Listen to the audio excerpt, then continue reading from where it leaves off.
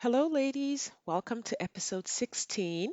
And this is the second in a series of three podcast episodes where we're going to talk about your thoughts. So, last week we talked about your thoughts about dating and how you think about the whole experience and the whole process, being on apps, finding people in real life, and really how your brain has a tendency to lean on only the things that are negative in that space. And how, if you're not aware that your brain has a negativity bias and will really only serve up to you all of the negative evidence, if you're not aware of that, then you might fall into the trap of thinking that everything's gone wrong, everything's terrible, and that the dating process is not working for you. This week, we're going to talk about your thoughts about men because these thoughts affect you as well. They affect the way you show up, they affect the way you interact, they affect your ability to stay in relationship with the person that you want, or even to notice the person that you want when they come into your orbit. First of all, how aware are you of these thoughts? I want you to pause this podcast and take 2 minutes, grab a piece of paper and a pen, and at the top of the piece of paper, write my thoughts about men. And for 2 minutes, just write everything you think when you think of the word men, right? What are the things that come to your mind when you think about men? So take a minute, write it all down, and then come back. All right. So I hope you paused the podcast, unless you were driving, in which case, hopefully, you didn't do that. I hope you took a minute to write down all of your thoughts about men. This is the first step in changing how we show up in the world and how we take control of our thoughts and our emotional state and our mood and our attitude and our general approach to this process. So, what were your thoughts about men? Did you think, oh, they're all jerks? They're all liars? Did you think there are no good ones out there? I talked to a woman once when we connected on a phone call to talk about coaching with me about her thoughts about men.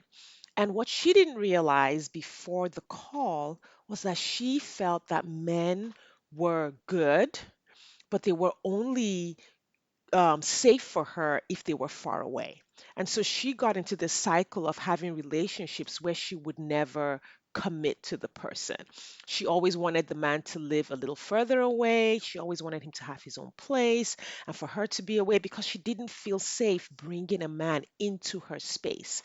She felt like it was nice to have someone to go on a trip with or to date every once in a while, but to really have that intimate connected relationship with a person where you're vulnerable and you're open and they're the same. She felt like that relationship was unsafe. And we uncovered this because, we went through kind of what's been going on in her life and her patterns of relationships. And her thought were men are great, but they're not safe to bring into my space. So, what are your thoughts about men? Do you feel like all the good ones are taken? Or are you a little more aware of, what's true versus what story your brain is telling you? So, in the case of the conversation that I was having, her story was that it wasn't safe to bring men into her space. However, that was just a story that her brain was telling her. It is safe to bring some men into your space. Of course, not every single person out there is safe, but her brain didn't pay any attention to the fact that some men are safe to bring into your space. And her brain spent no time at all thinking about what those men might be like, the safe ones, and what she might want, and where to find that person, and how to go on a journey to find that person. Her brain simply presented her with a story that all men are not safe to have into your space, and that story was kind of the engine that was running her dating experience and keeping her single. In truth, like I said, some men were safe. And so, because she hadn't separated the story her brain was telling her from the truth of what actually happens in the world, her dating process was stalled. She wasn't finding the person that she wanted. She would date people for a long time who were somewhat unsuitable for her, and she would kind of stay stuck in those relationships for a long time. When you're not in the truth of what's real in the world and you're in a story that your brain is telling you, giving you thoughts about men that are not effective, what happens is you might end up settling because you think, well, there are no good men out there. I basically have to take what I get. Right. And so you settle for less than what you want or less than what is healthy in a relationship. And that leads to these toxic cycles of getting into a relationship, finding out that it's not healthy, trying to tolerate it, finding out you can't tolerate it, getting out of the relationship. If you think that there are no more good men, all the good men got married, they're taken, and all that's left are the ones you don't want, then you're recycling discouragement and despair. So you might be out there sort of dating, kind of dating, putting yourself out there, but your brain isn't really looking for that guy that's in the world that would be perfect for you. And the reason all of your faculties and all of your senses and all of your resources are not working for you is because subconsciously you don't believe that that person exists. When you don't believe that person exists, you're not going to put any energy into truly finding him.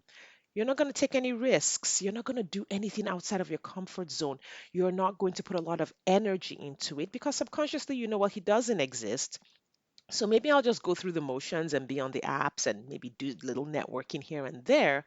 But I know he's not there. So why really invest into this process? Why commit to this process?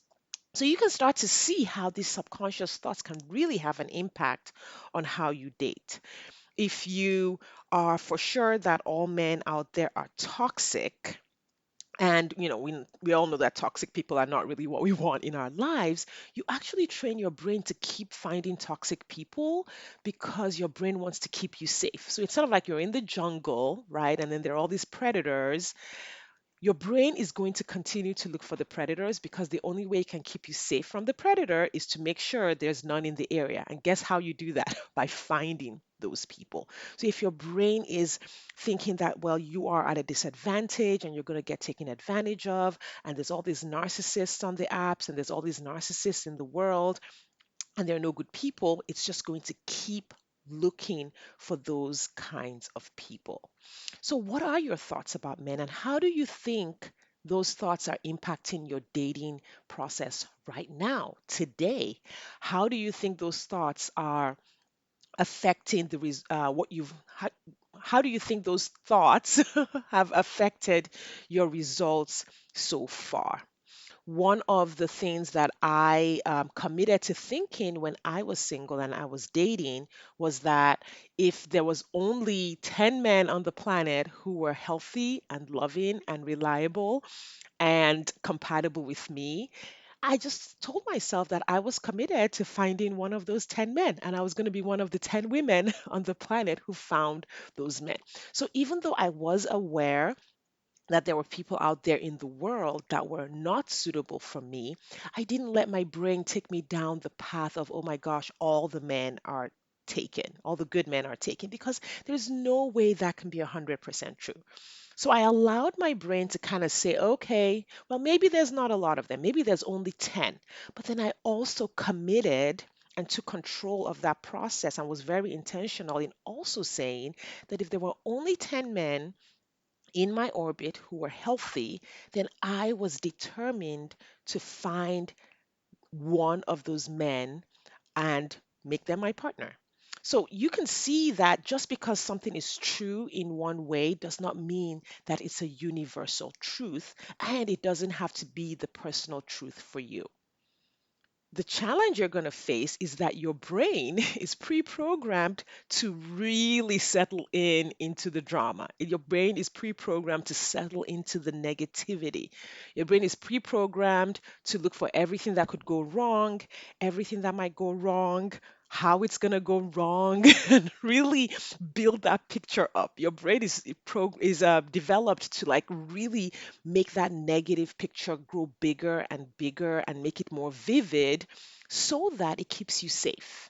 What you want to do as a higher being is to take control of that picture in your mind by changing your thoughts, by choosing thoughts that are true and that fuel the goal that you have. By committing to the goal that you have and redirecting your brain to really settle in into the positive picture and building that picture up clearer and clearer and bigger so that you can get what you want. So, here are some thoughts that might help you in redirecting your brain into thinking about men in a more positive way. These are just some thoughts. They might work for you, they might not work for you. Think about how you want to think about men, what's true for you, right? So, a thought could be I know some good men. Is that true for you? Do you know some good men? Instead of being in a group of people sitting around talking about how there are no good men, right? Ask yourself, do I know some good men? Is my dad or my brother or my uncle or a coworker a good man? Also, here's another thought. Statistically, there's a lot of good men. So if you actually look at the statistics of disordered people or people who are criminally minded or narcissistic, they are actually a very small portion of the population. But if you've experienced one of these kinds of people before, your brain tends to make them larger than life. Your brain tends to look for them everywhere.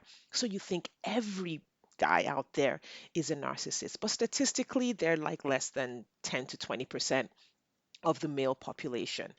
I did an activity with a client recently where she felt like she had dated all the good men in her city. And to be fair, she's a very high achieving woman. She went into the dating process taking a lot of massive action.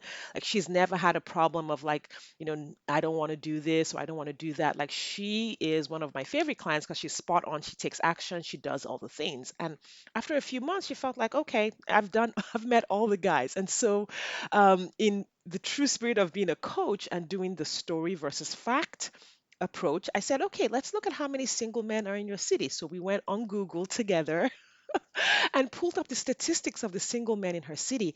Interestingly, her city is one of the top 30 cities for single people. Like there's a ton of single people in her city. And as we started walking through the facts of her situation, she was like, oh, wait a second, there's no way, there's no way that I've met all the men in my city because here's the number of guys I've actually met, and here's the number that's actually available. So your brain will always have that story that's keeping you out of the game. And your job is to keep your brain thinking the thoughts that keep you in the game. So looking at statistics can be an amazing way of redirecting your brain into thoughts that are good for your dating process. Another thought is men are fun. Is that true for you?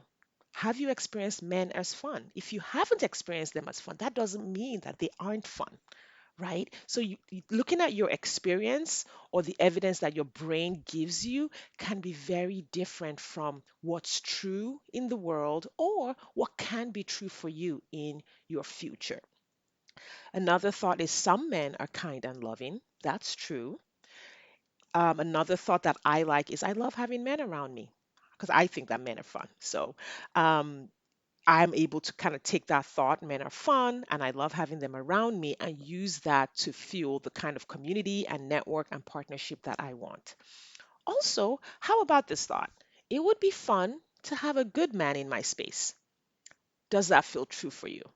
Or are you out there dating while also believing that you really don't want a man in your space? So, taking a look at your unconscious thoughts, taking a look at what's really going on the inside of you can help you understand what's holding you back in your dating process. Going through your thoughts, writing them down, examining them, getting to a place of self awareness, redirecting them, changing them actually transforms you. It causes you to show up in the dating world as a whole new person who's more capable, who is more attractive, who attracts the kind of people that she wants, who is more resourceful and able to like take that beeline to finding her partner. So, I want to encourage you to take a look at your thoughts today. And if you would like my help in thinking about what's going on under the hood of your dating process, feel free to book a call with me. I give out an hour free consultation, and you can do this at shadecurry.com schedule dash appointment. You can also find the link in the show notes. I'm more than happy to take a look at your unconscious thoughts and how they are impacting your dating process and your dating results. And thank you for listening today. I appreciate your time and attention, and I will see you next time.